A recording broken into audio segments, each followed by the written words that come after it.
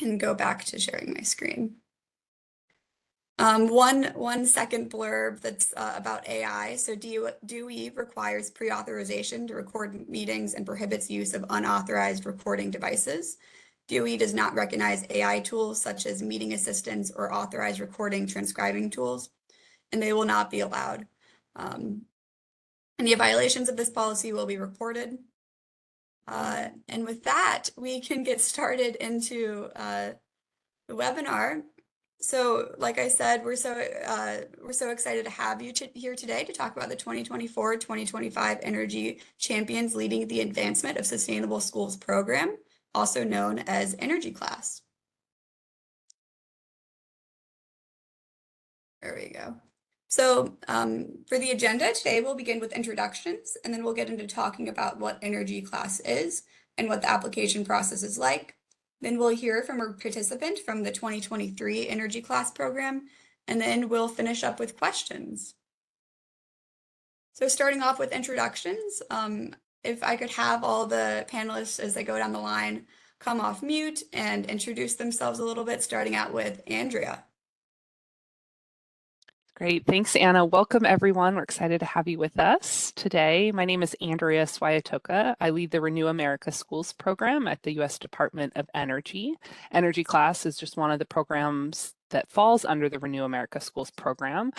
Hopefully, you're also familiar with our larger grant program where we're able to fund energy infrastructure projects. We just recently, back in August, announced the second round of selectees through that program. So please sign up for updates. There'll be more information at the end of this deck if you're interested in that program. But today we are going to focus on all things Energy Class. And with that, I will pass it over to Riley. Hi, everyone. My name is Riley Loveland. I'm within an organization called New Buildings Institute. I'm actually physically located over here on the West Coast in the Portland, Oregon area. We're a national nonprofit focused on a lot of different things, but I lead our schools team, and we're helping facilitate this program on behalf of the Department of Energy. We're also around for Energy Class Round 1, so we're happy to be back to work with y'all. Hello, everyone. I'm Fran D'Ambrosio, and I am the Energy Manager for Canajoharie Central School District, located in Central New York. Last year, we participated in the Energy Class, and I'm here to reflect on the benefits that provided for us throughout the past year. Thank you so much. And with that, we'll get into the meat of the presentation, starting off with Andrea.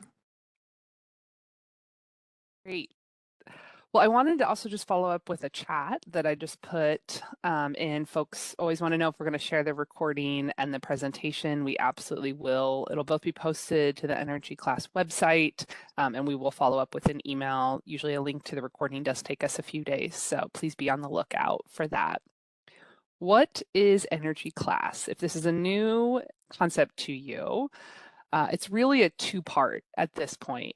In partnership with both the Renew America Schools program and in partnership with another program within DOE called the Efficient and Healthy Schools program, which is purely a technical assistance arm for us, and the New Buildings Institute that will help run both the Energy Class for us and as a part of the Energy and Efficient and Healthy Schools program.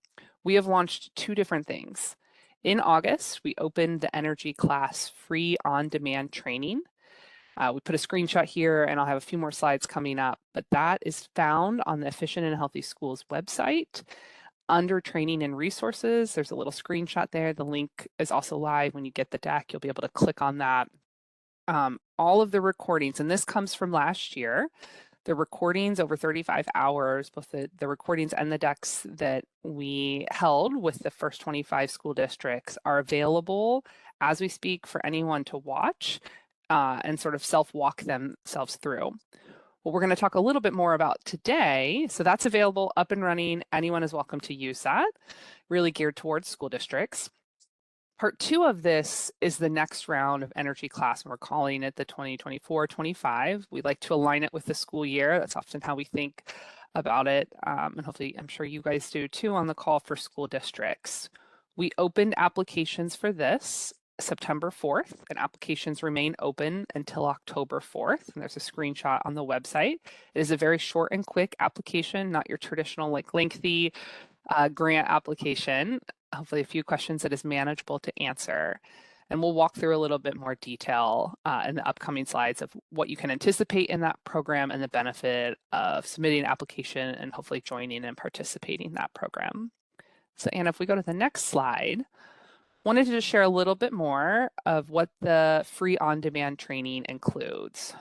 So the Energy Champions Leading the Advancement of Sustainable Schools, or we refer to it as Energy Class for short, is a training that aims to provide school districts practical knowledge and resources around energy infrastructure projects that reduce utility costs and create healthier learning environments for students and teachers, as well as identify funding pathways for advancing sustainability across the school district. As I've mentioned, the energy class was sponsored by the Renew America Schools program at the Department of Energy. This time we are partnering with our fellow team members within the Efficient and Healthy Schools program in DOE to really host and house these trainings. And you'll see, again, there are both videos and the slide decks that are available. The materials come from the sort of inaugural energy class prize that we held the trainings during school year 23-24. And there's over 35 hours of training across 7 training topic areas. So let's go to the next slide and we'll walk you quickly through what those different topic areas are. So there'll be multiple videos and decks on fundamental building science, benchmarking and energy management, indoor air quality, procurement strategies for K-12 facility and energy managers, resilience, stakeholder engagement, and business and communication skills. This is a really intended to be what fits your need. So they don't necessarily need to be watched in order as they're outlined on the website. If you feel you have a good grasp on fundamental building science, but maybe indoor air quality is where you feel like you lack as a school district or need more context, feel free to jump over there. I would say generally you can watch them in any order that meets the needs and goal of what you are trying to achieve within your school district. Let's jump to the next slide. So what is number 2 on that previous slide? What is the Energy Class 2024-25 program? So again, in partnership with a few different groups of us at DOE and NBI, we have launched the 24-25 program. This will utilize an outcome-based cohort model where energy champions learn together how to improve the efficiency and health of their schools while working towards a specific end goal. School cohorts will be guided through a process to determine the highest need and most achievable processes, plans, and documents needed to take the next step to secure funding and plan for healthy and efficient school upgrades across a portfolio. As a reminder, applications are open right now. They opened on September 4th, and they will remain open until October 4th. And with that, I'm going to pass it over to Riley with NBI to walk us through a little bit more detail of what this school year and this new program will look like. Thanks, Andrea. So this year is a little bit different than last year, but still very complementary to the trainings and everything that Andrea talked about. So we're going to be building on some of the existing content, which is things like benchmarking and indoor air quality, but we're going to do a little bit more of a deep dive with you each month.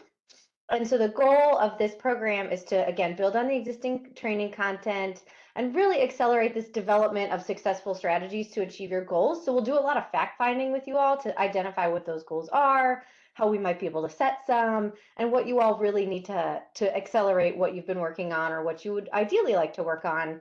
Through the program this year, we'll have a peer-to-peer network that you all engage with once a month, and then you'll also receive one-on-one coaching from us and then other technical assistance providers. If you want to go to the next slide, I will explain that process a little bit more. So throughout this process, districts that are accepted will go through an interview process to just really understand who you are, what your needs are, what your district is like, what your stakeholders are like. We want to know everything. So don't hold back, tell us all the things. And then that way we can help identify how this program can best help support you and what might be something that you want to work on through this program. So once we identify your project goal or goals, you can have multiple, of course, we'll go through a series of one-on-one coaching each month to achieve your sort of desired outcome. And I'll make the little note too that sometimes one-on-one coaching doesn't just look like a bunch of calls with us because we know you're busy. It can look like outreach via email. We will try and figure out what works best for you. You all are busy. you have different competing priorities. So we'll work through to make sure that coaching process is as effective as possible. For example, I'll give a quick example from last time. One district was really truly just so overwhelmed by meetings that a lot of our interactions were based in email. So they would reach out and say, you know, do you have an example of an energy plan that you like? Do you have an example of this? And that was the way we were able to push them through towards the goal that they were seeking. In addition to the one-on-one support, we'll have monthly group calls to sort of dive in on some deeper topics. And these topics we'll identify during those district interviews. So we'll figure out if, you know, a bunch of you are trying to work on benchmarking, we might have another discussion or another meeting to dive a little deeper into the benchmarking in addition to the trainings, to work through anything you might be confused about or anything you need support on. So the intent of this year is to really like get in deep and provide as much one-on-one support as humanly possible.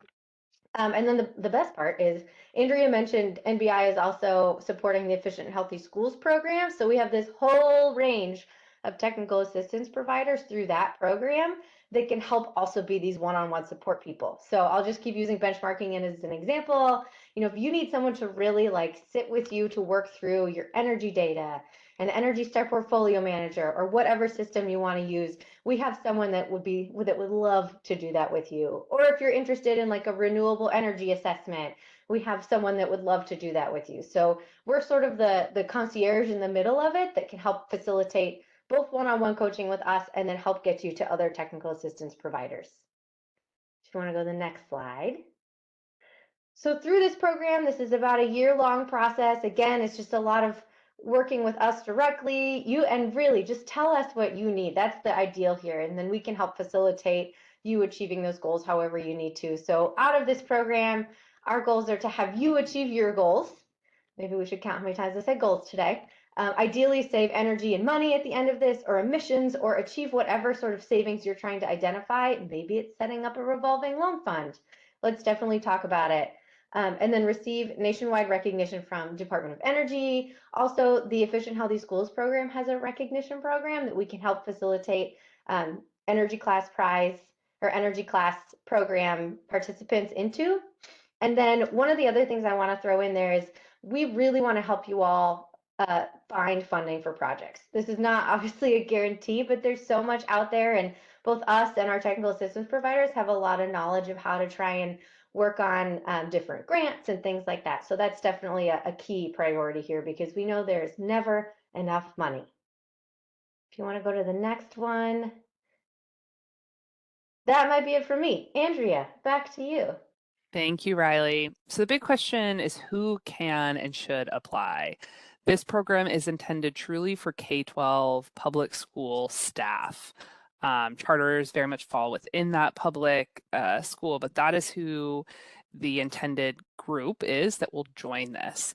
Who within your district joins is very much up to you. And I will say in the first round varied. Participants should be able to commit to joining at least a 6-month program. So really think about it starting in November through the rest of this current school year that we are in. And we are looking for the champion to submit that application. I will say from last year, we saw the champion come in all shapes and sizes. It could certainly, if you already have an existing sustainability or energy team, it could be that leader that might be the champion. That's obviously the logical person, but we saw it in a variety. It could even be potentially the grant writer for maybe the city who helps all public buildings, which includes school, and maybe they're really a big advocate and they bring in the right people within the school district to help champion and move this forward. So think creatively outside the box. It is intended to help train and advocate for those K-12 staff, but the champion might look like a variety of different people.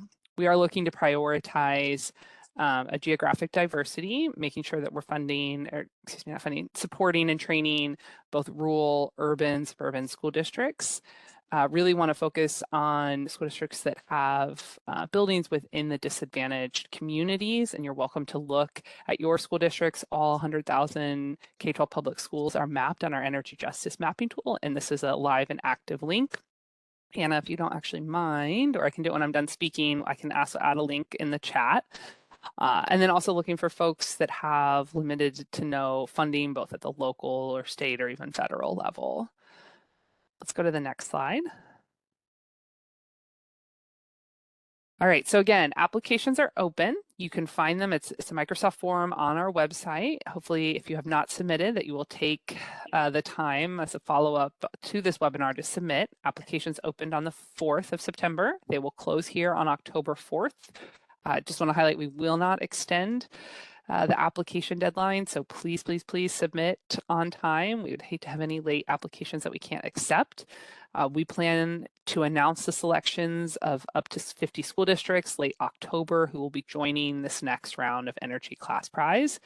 And then the cohort period will begin, likely anticipated in November of sometime, and run through the rest of the school year. I think we can go to the next slide. Just wanted to share a quick testimonial. Again, we had 25 school districts that joined us last time. A variety of sizes, a number that were very small, less than 1,000 students, rural communities to folks that were much larger. You can see Orange County Public Schools, one of the largest school districts in our country, so again, looking for folks that both maybe have an existing team but haven't been able to keep up due to the volume of facilities that they manage, and then folks that have just never even put an energy plan together. We had those extremes last time, and it's amazing what you can learn from each other. Each were headed in a different direction depending on their starting point, but I think incredibly valuable for both groups. I love this quote from one of the groups that joined us last year, that with the help of the coaching we received, we were able to look at other samples and really put together an energy program that works for us individually as a rural school district in Wisconsin. And it's something we really think will be a lasting impact for our kids and community as a whole. And with that, we can go to the next slide. Great. I am going to pass it over to Fran, who participated with us last year. He was one of the 25 school districts, and wanted him to share his experience with you all. Sure. Once again, I'm Fran D'Ambrosio, and I am the energy manager here at Canajoharie Central School District in Central New York State. Last year, we participated in the Energy Class Prize, and we're going to go over what that's done for us, the things we've achieved, and what resources we use to get there. Next slide. So a little background on the school. Of course, Canajoharie Central School District, Canajoharie, New York. We are a K-12 public school district. We have 900 student enrollment. And throughout our engagement with the energy class, we had an 8.7% reduction in energy. So we saved 8.7% on our bill, which was phenomenal. Next slide. So the services, of course, public educational services to the 900 students, and we employ 190 staff members. We cover 100 square miles of towns and villages in Montgomery County in New York, and our National Center for Educational Statistics locale code is Distant 32. Our facilities include an elementary school and a middle school at one complex, a high school as a separate building, and the athletic center with an indoor pool, which is a wing on the elementary middle school portion, and a separate transportation facility. Next slide. So where did we start? We started by recognizing a need. So our goal was that the district had prioritized clean energy and recognized the need to develop an energy management plan. The energy class offered the tools, resources, and information and support to guide our energy projects. So we chose the energy class as a starting point, and we continue to use that knowledge to this day. So our plan included comprehensive evaluation of our energy systems, identifying energy conservation measures for the current and future energy needs, to identify and prioritize decarbonization recommendations for our current and future building projects. If we were going to do a building project, obviously we wanted to make the best choices possible, and the energy class helped us do that. So we wanted to implement HVAC electrified technology for heating and cooling resistance. The middle school and elementary school has no cooling capabilities, so electrified HVAC was certainly the answer for that. We wanted to implement solar technology for electrification readiness and sustainability, right? These things are going to cost higher electric bills, so we wanted to be able to offset that with renewable energy.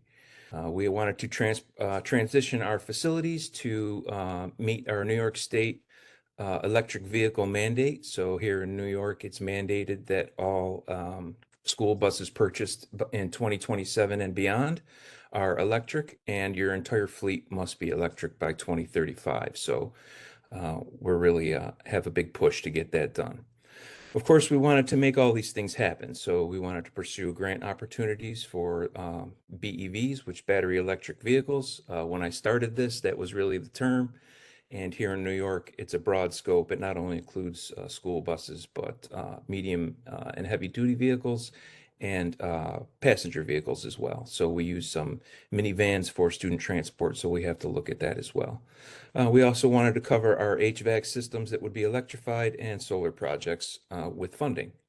And finally, and I would have to say probably most importantly, is infuse these energy initiatives into our STEM and engineering pathway curriculums to have our students be world ready for this transition that's coming out as far as knowledge and job opportunities, career paths, or additional education. Next slide. So we had to develop our plan. Of course, we used the energy class lessons. The starting point was to have someone in charge of this situation, which is myself. So the school appointed, after an application process, the on-site energy manager, which is me, to identify energy conservation measures that aligned with the district's goals that were previously mentioned. Initially, we started an energy baseline to establish where we were going, where we were. This was key because you can't know which direction you're headed without knowing where you are right now. Next was to benchmark, and we used Energy Star Portfolio Manager. I was fortunate enough to have my individual coach who was very knowledgeable in this field, but I must add that even if your coach isn't in that field, everybody gets shared, right? I was passed on to other coaches and other resources to get the answers I need if they didn't have it. So it was very welcoming and informative. So we used that benchmark to compare our buildings within the district and to other buildings that were comparable nationwide. We then generated reports to communicate our current level of performance, and then established a team to develop, communicate, and implement our energy management plan. Next slide.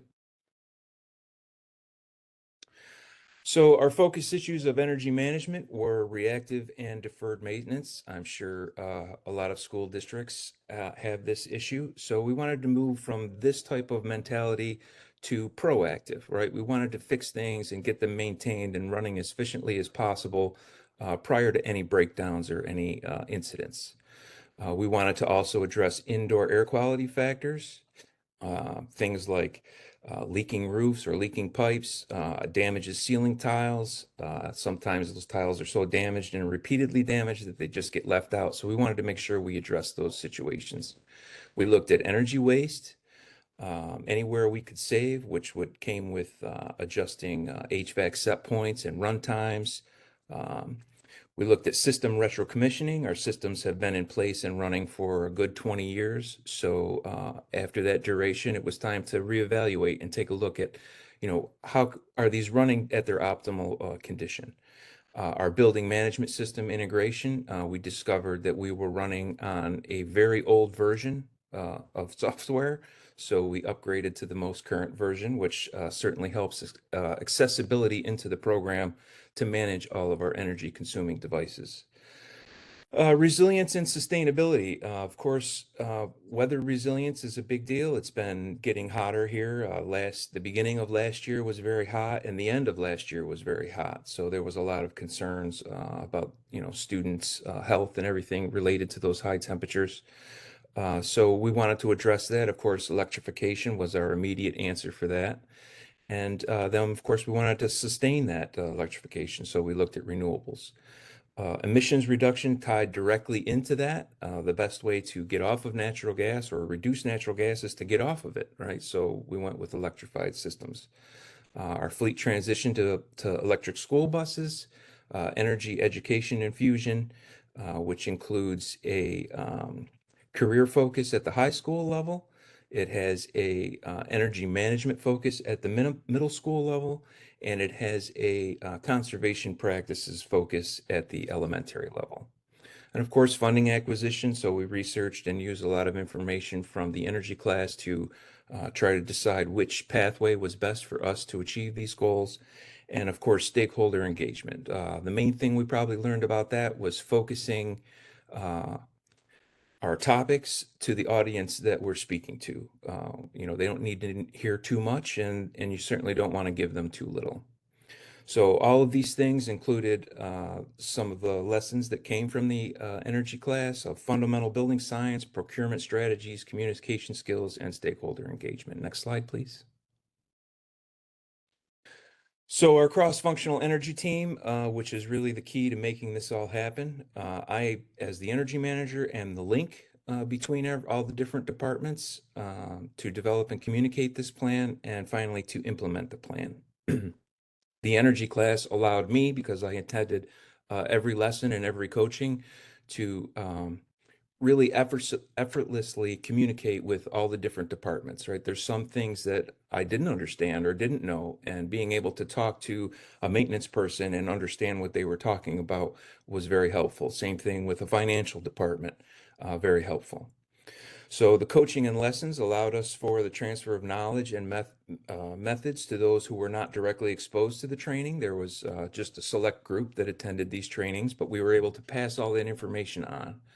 So this information creates an all-inclusive environment for change, which is really the key to making this happen. You have to get the whole school district on board. Energy class stakeholder engagement and business communication skills were key in this situation. Next slide, please. So the knowledge gained and shared. Earlier I spoke about focusing the engagement and tailoring it to each audience. So fundamental building science was focused on operations and maintenance. Energy and benchmarking was for facilities management. Indoor air quality had to do with the faculty, what they could do to help, and any things that they felt were of concern. We obviously took that information and relayed it to the necessary departments. Resilience had to focus on the community, right? The community students come here and they're concerned about the hot weather and all of that. So resiliency was really their point of contention. Procurement strategies went to the Board of Education. Stakeholder engagement went to the students, and business and communication skills was relayed with administration. Next slide, please. Identifying our opportunities from the energy class. We heard many times you can't manage what you don't measure. So that was the starting point to establish a baseline and start planning for corrective actions and projects. Initially, we did just a level 1 walkthrough audit where we just looked visually at any glaring defects that could be identified and taken care of.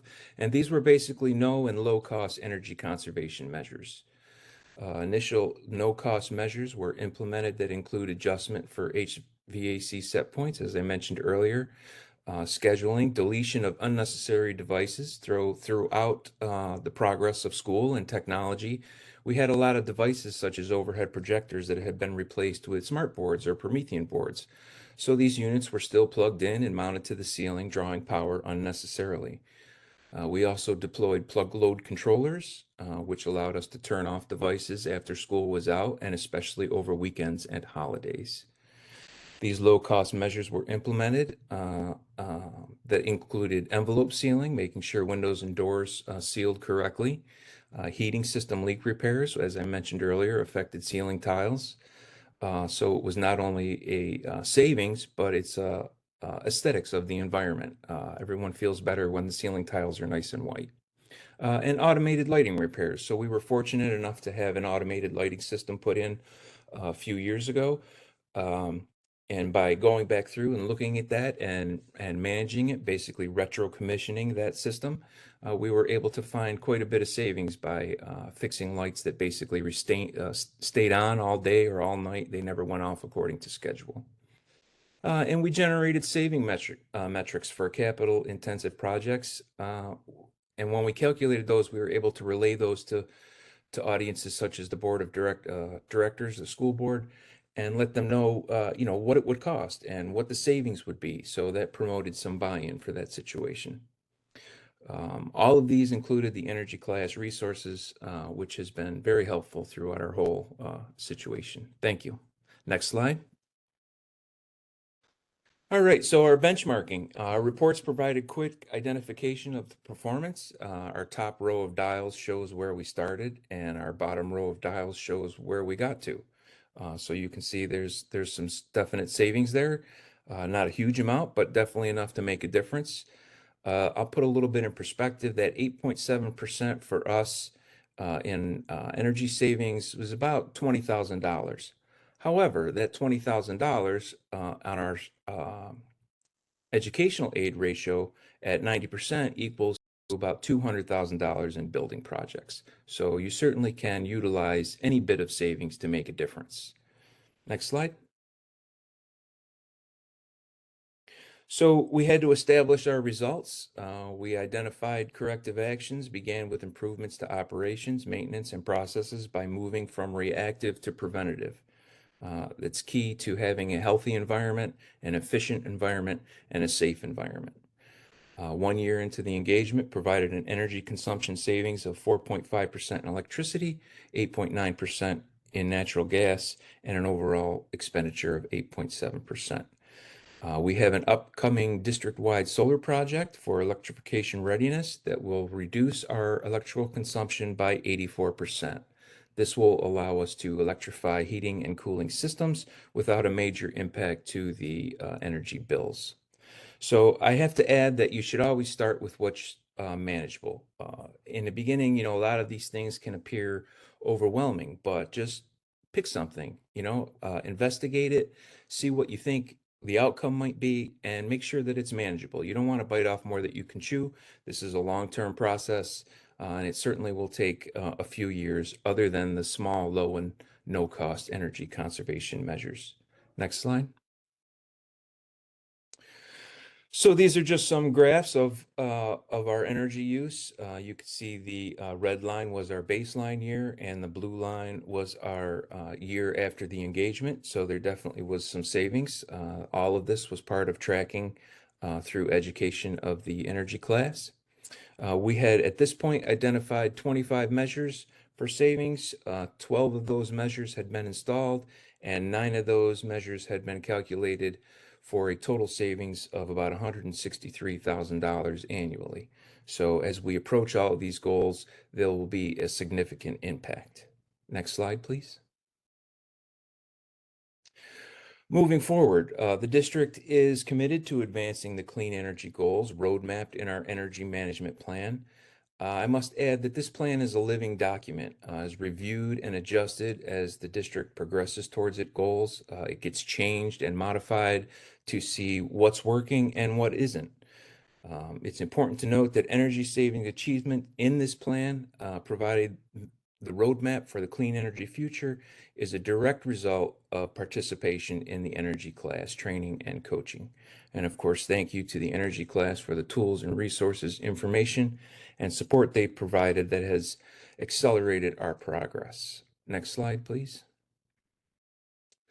Associated impacts. So we have more efficient and healthy schools. We have a healthier learning environment for the number one stakeholders, which we believe is the students. We have made strategic decisions for technologies and timelines pertaining to what systems we choose for future improvements. We have lower energy costs through increased efficiency and conservation. We have increased indoor air quality through periodic and preventative maintenance, a very low and no cost effort to make a change. We've made choices towards resilience and sustainability. We have a diversity and combination of funding exposed to us through the energy class that allowed us to look at different avenues to try to get things done. And we have buy-in by keeping this initiative at the forefront of our school community. Next slide, please. So our impacts to saving health and learning, the financial savings from renewable energy will provide an offset of electrical consumption. This upgrade, of course, is our on-ramp to future upgrades focused on carbon and emissions reduction. The initial electrification of heating systems will provide emissions reduction, creating air quality improvements, and lessening environmental impacts for all stakeholders, with more improvements to follow. Electrification of the bus fleet will eliminate fossil fuel consumption and emissions related to bus transportation activities, as well as within the communities that they travel through to pick up the students. So impacts from the proposed building projects will positively affect the attendance and learning of students throughout a healthier learning environment and for the community at large.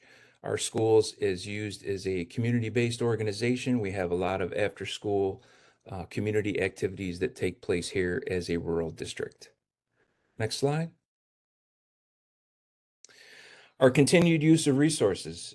So our educational component has allowed the energy manager to infuse energy initiative topics into STEM and engineering pathway curriculums. This, of course, was related to energy class stakeholder engagement. The grant writing component allowed the energy manager to pursue grant funding in support of financing the district's clean energy goals. This was related to energy class procurement strategies. A comprehensive school bus transition plan for transitioning the school bus fleet to zero emissions starting in 2027 and fully transitioned by 2035. This was a focus of energy class sustainability. A recent application for a study and design of our ground source and air source heat pump systems project towards decarbonization that will provide cooling capabilities at the elementary and middle school for resilience to climate change. This was a direct result of energy class benchmarking and energy management and resiliency.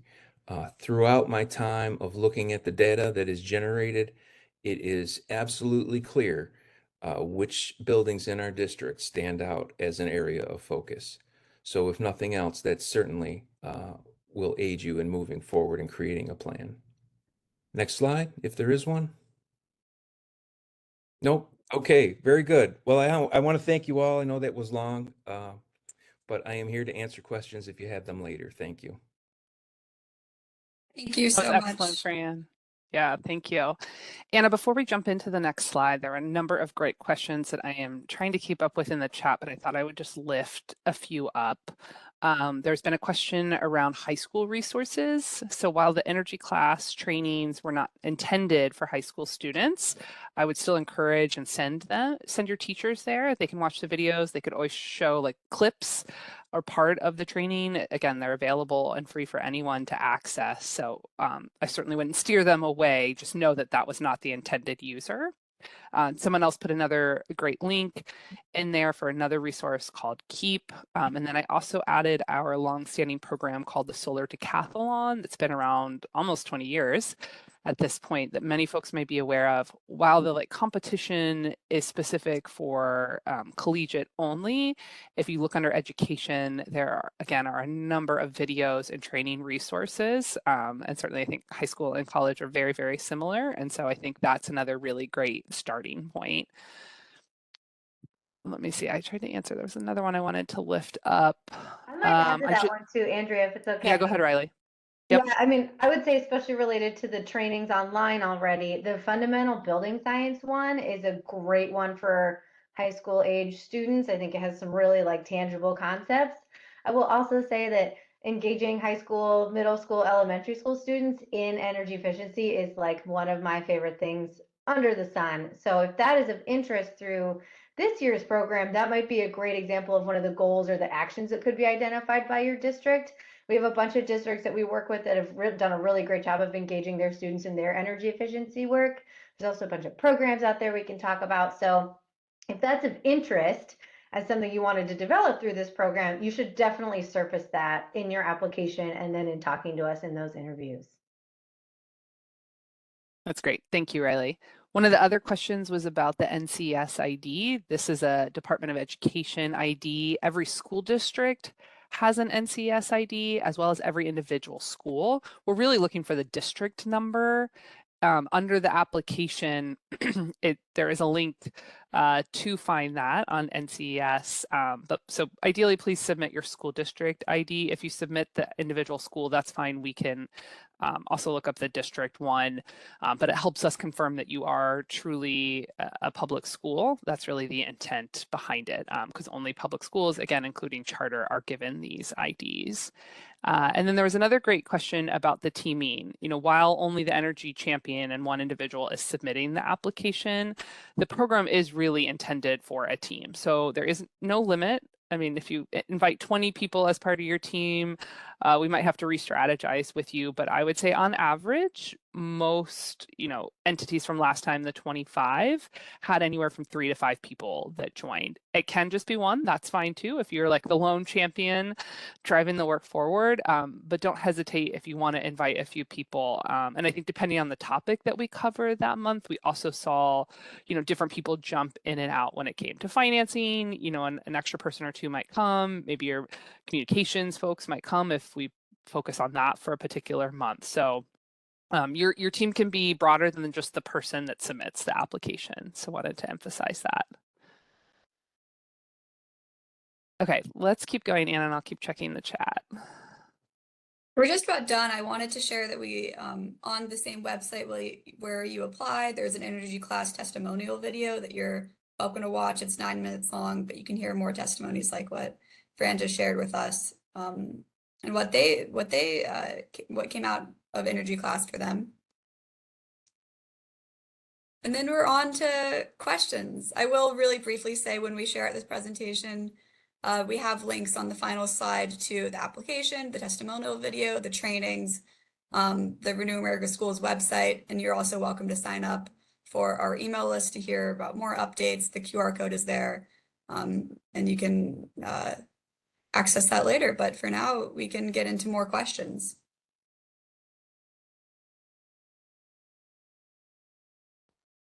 And Riley and I both just had the same thought. We both just put our email addresses in the chat. So if there's something you're looking for that falls slightly outside the program that we are talking about today, we're here. We can try to help guide you to additional resources. I love that we are starting to talk about this at the 4th grade or maybe even younger. My oldest is in 2nd grade. And so it's exciting to see that these ideas and concepts, again, are not just at the high school and collegiate level. So feel free to reach out to us. Hopefully we can figure out a way to get you some resources or guide you in the right direction. Let's see, we have another question. Do you have examples of informational signs used to communicate solar, geothermal, energy efficiencies that can be incorporated into signs placed at schools? Feel free, Rick, to just email me. I can think of very specific schools and like visualize the signage in there. I don't know where I would find that on a link to a website, but feel free to email and I'll figure out how we can get you examples of that. I love that. I mean, some of our, some of the really great examples I've seen is where, the geothermal that's coming into the building, as opposed to it being a solid wall and nobody can see in, is literally just like a glass window at the end of a corridor, and students can see the pumps and the actual infrastructure working. So any visibility for the students to understand these pieces of infrastructure or to have signage and help explain it as appropriate, whether it's elementary, middle school, high school, is so awesome to see. Riley, do you want to take the next one on estimated time commitment for the 6 months? Yes, and I will also say something about the last one about signage. These are great examples of questions that the coaches in energy class can help with. I gave that very quick example of how one school district really wanted an energy plan, and because we talked to so many districts around the US, I knew of a bunch of them, and we could sort of work through them, and I could send them all in an email. So those are great examples of questions that once you're in the program, you absolutely, I mean, you can ask them now, obviously, and Andrea and I have plenty of examples, but that would be a great example of something that we could help you work through, especially because then we can help also tailor those types of things to your locality. Like you may not have compost, for example, but you have a really great electricity provider. So nice and specific. Time commitment. So this program, I mean, none of it is truly, or it's all truly optional. But if you were to participate in every monthly meeting that we have, if you were to listen to or watch all of the trainings, and then if you had, let's say, like one coaching call a month, it could be like 4 hours per month is what I would sort of say off the top of my head. If you wanted to do just the one-on-one coaching calls and then some of the trainings, then it's probably 2 or 3. So really, the nice part about this program is that we can help you sort of figure out what sort of time fits into your schedule. Something that both Andrea and I know really well is that there are a lot of competing priorities and there is no time in the world to do anything. So I always sort of refer to us as like your third staff person. So just consider that, you know, even though you may not have enough time to, let's say, watch all the trainings, you can really benefit from the time with the one-on-one coaching. And then we can help you with some of the capacity related concerns if you can't do the, let's say, the maximum of 4 hours a month. Another great question in the chat, and I responded to it. There is no cost. While we're not giving you funding, unfortunately, to join the program, there is no cost to join either. This is just a free training program and one-on-one coaching that we are providing. So no cost to the school district to join.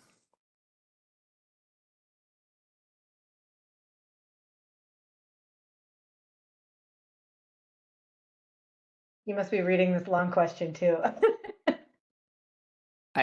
Yes, I have not gotten to that one. I was looking at the last one too that Tina put in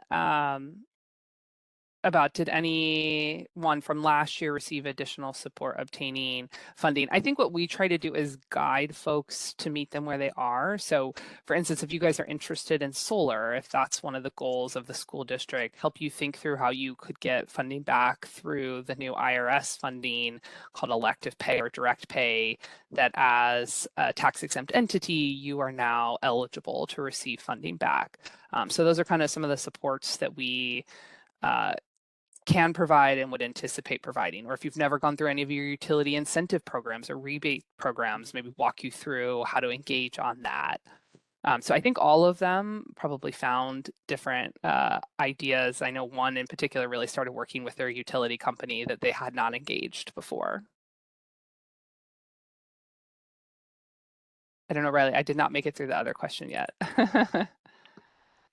It's a long one. We could certainly start to read it, or Nathaniel, I might also suggest too, these questions are also really great questions to ask through this program, or like Andrea and I said, we're both really tapped into what a lot of districts are doing. So some of the questions in here are about practical steps to putting together an energy plan, grant or funding opportunities, or any tools or platforms to help with grant application or energy plan.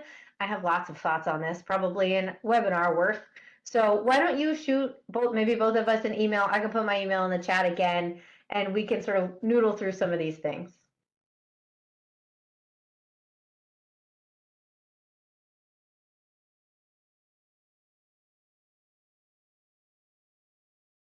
We are about reaching our time. It's great to see so many questions. Again, exactly like Riley's saying, these are great questions for the program. So if you feel like this is right for you, apply. We would love to see your application and talk through some of this with you through Energy Class. And Andrea and Riley's emails are in the chat, so for follow-up questions, feel free to reach out to them. And I think that's all. Yeah, it's great to see everyone. Thank you for the interest. And please submit by October 4th if you're interested in joining the program for this year. Great. Thank you, Anna and Riley and Fran, for joining. I hope everyone has a great Wednesday.